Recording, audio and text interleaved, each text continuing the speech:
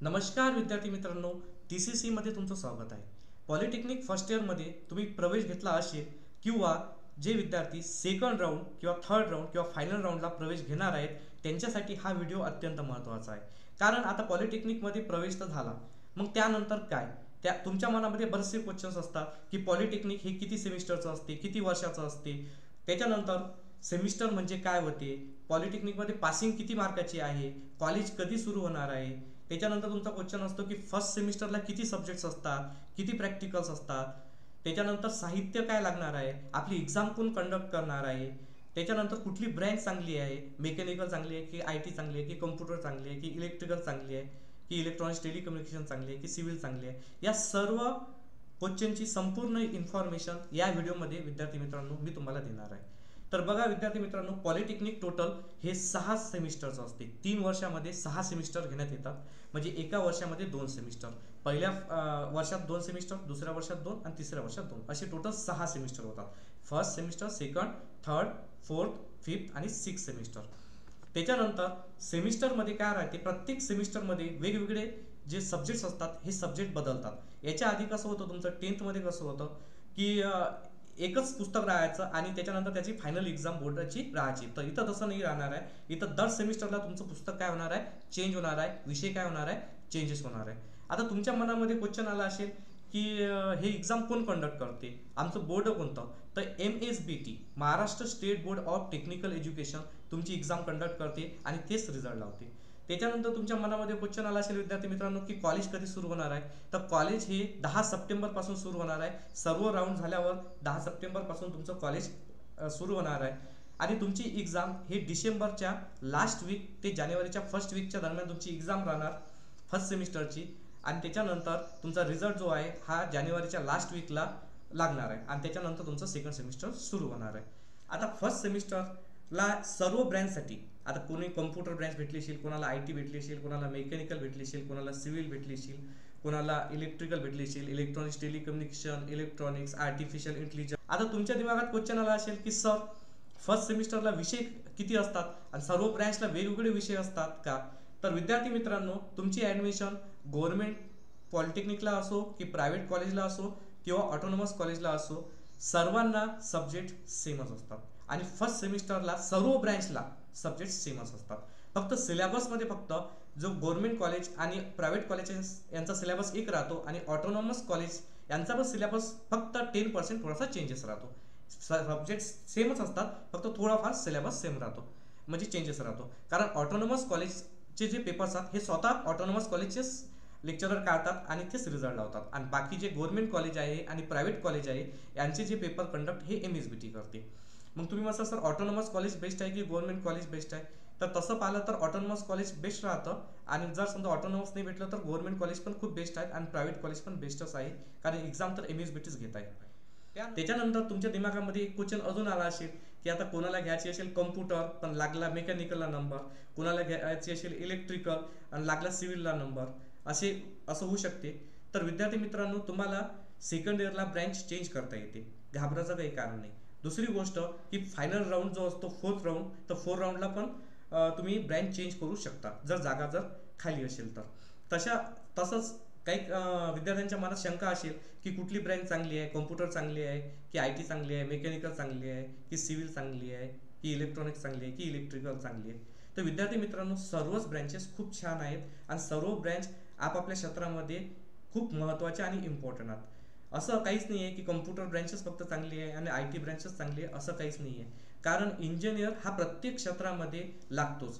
For example, जर समजा आता आपल्याला एखादी कंपनी जर उघडायची आहे, तर कंपनी उघडण्यासाठी सर्वात आधी आपल्याला काय लागेल, तर लँड म्हणजे जमीन लागेल, त्याच्यानंतर तिथं बांधकाम करावं लागेल. आता बांधकाम करण्यासाठी कोणाचं काम लागते, सिव्हिल इंजिनियरचं.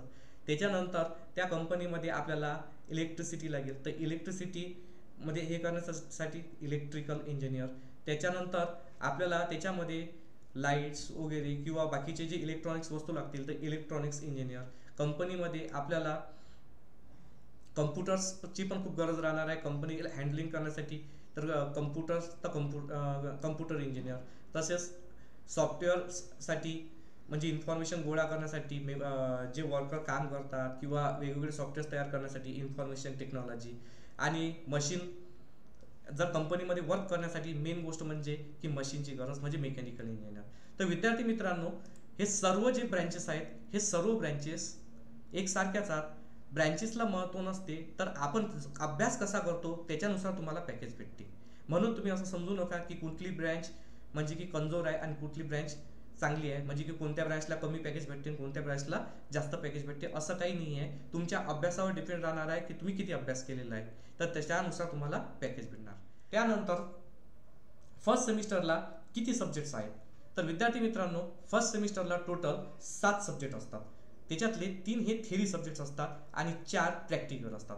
जो पहिला जो सब्जेक्ट आहे सर्वात महत्त्वाचा सब्जेक्ट म्हणजे की मॅथमॅटिक्स म्हणजे M1, हा खूप महत्त्वाचा सब्जेक्ट आहे, हा पहिला. त्यानंतर सेकंड सब्जेक्ट जो आहे बेसिक सायन्स आहे. तिसरा आहे इंग्लिश कम्युनिकेशन स्किल. हे असे 3 सब्जेक्ट्स आहेत. आणि त्याच्यानंतर जे 4 जे सब्जेक्ट्स राहतील ते म्हणजे की प्रॅक्टिकल.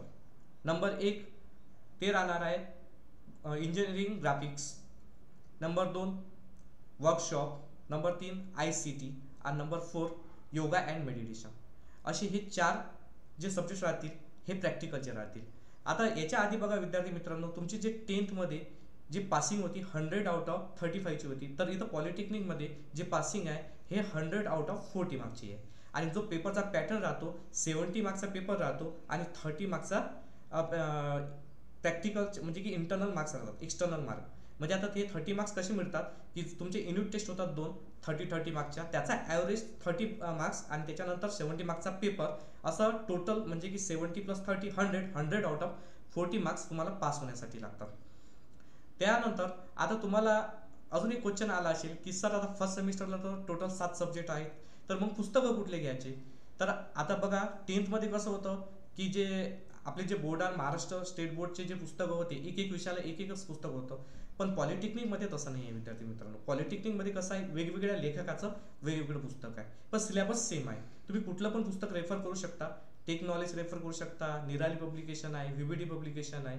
मग तुम्ही म्हणता सर हे एवढे वेगवेगळे पब्लिकेशनचे पुस्तक आहेत, तर मग कुठलं पुस्तक रेफर करावं. तर याच्यासाठी तुम्ही सजेस्ट म्हणजे की विचारू शकता तुमचे सिनियर्सना, किंवा मी पण तुम्हाला गाईडलाईन्स देतो की मॅथ्ससाठी टेक नॉलेज पब्लिकेशनचं अत्यंत चांगलं पुस्तक आहे, सोपी लँग्वेज आहे. त्याच्यानंतर बेसिक सायन्ससाठी तुम्हाला 2 पुस्तकं घ्यावे लागतील, एक निराली पब्लिकेशन आणि एक टेक नॉलेज पब्लिकेशन, कारण बेसिक सायन्स हा ऑनलाईन सब्जेक्ट असतो, MCQ टाईप. त्याच्यानंतर तिसरं आहे कम्युनिकेशन स्किल. कम्युनिकेशन स्किलसाठी तुम्ही निराली पब्लिकेशनचं पुस्तक घ्या आणि इंजिनिअरिंग ग्राफिक्ससाठी तुम्ही टेक नॉलेज पब्लिकेशनचं पुस्तक घ्या. तसंच इंजिनिअरिंग ग्राफिक्ससाठी तुम्हाला काही साहित्य लागते, एक लागते ड्रॉइंग बुक लागते, तसंच हे रोलर स्केल म्हणतात त्याला, तर हे रोलर स्केल लागते, हे फ्रेंच कर्व्स लागते, त्यानंतर हा सेट स्क्वेअर लागतो. तसंच विद्यार्थी मित्रांनो पॉलिटेक्निकचा जो मॅथमॅटिक्ससाठी कॅल्क्युलेटर अलाउडेड आहे, तर तुम्हाला हे अशा प्रकारची कॅल्सी एक परचेस करावं लागेल. हे कॅल्सी आहे FX991 EX+. मी याची काही मार्केटिंग वगैरे करत नाही आहे, तुम्ही अशा प्रकारची कॅल्सी घेऊ शकता. हे 1200 ते 1500च्या दरम्यान असते, तर अशी कॅल्सी तुम्हाला लागेल. हे झालं आता साहित्याची गोष्ट. तर विद्यार्थी मित्रांनो तुमच्यासाठी आता अजून एक महत्त्वाची गोष्ट म्हणजे की आता तुमचं कॉलेज 1 महिन्यानंतर सुरू होणार आहे. मग आता ज्या विद्यार्थ्यांची ॲडमिशन झाली आहे किंवा जे विद्यार्थ्यांचे आता राऊंड ते खेळत आहेत, सेकंड राऊंड, थर्ड राऊंड, तर तरी तुम्हाला थोडाफार अभ्यास तर सुरू करावा लागेल. कारण तुमची जी एक्झाम राहणार आहे MSBT जे कंडक्ट करणार आहे ती एक्झाम डिसेंबरमध्येच राहणार आहे आणि टायमिंग खूप कमी असतो आणि सिलेबस खूप जास्त असल्यामुळे तुम्हाला थोडासा अभ्यास सुरू करावा लागेल. तर आपली TCC अकॅडमी 15 दिवसाचा ऑनलाईन कोर्स फ्रीमध्ये आहे. 15 दिवस फ्री डेमो कोर्स आहे. तुम्ही एक वेळा ऑनलाईन कोर्स बघा. जर तुम्हाला माझं शिकवणं कसं वाटते, काय वाटते, जर आवडलं तर नंतर तुम्ही ऑनलाईन क्लास लावू शकता आणि चांगला अभ्यास करू शकता. विद्यार्थी मित्रांनो जर समजा तुम्हाला हा व्हिडिओ आवडला असेल तर नक्की या व्हिडिओला लाईक करा.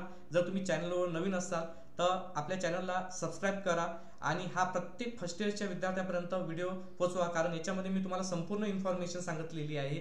सर्व साहित्य किती लागते, एक्झाम कधी राहणार आहे, कॉलेज कधी सुरू होणार आहे, त्यानंतर फर्स्ट इयरला किती सब्जेक्ट्स असतात, तुमच्या मनातील सर्व क्वेश्चनचे उत्तरे मी दिलेले आहे. धन्यवाद.